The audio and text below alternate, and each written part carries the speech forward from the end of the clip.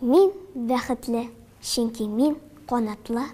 Канатларым әти, әнием. Алар минем тормыш бакчамдагы иң матур, гүзәл икелем. Иркәләп һәм назлап уятучы, чәчләремнән сыйпап үрүче.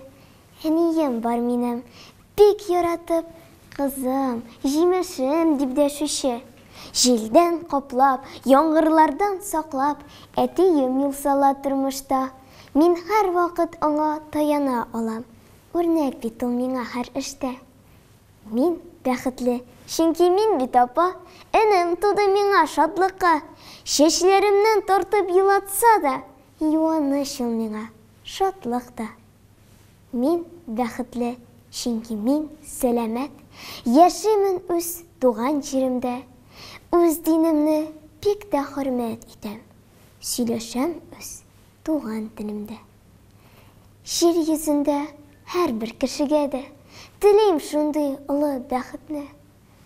Дуга кылып, Аллаһымнан сорыйм, артык күрмә диеп бәхетемне.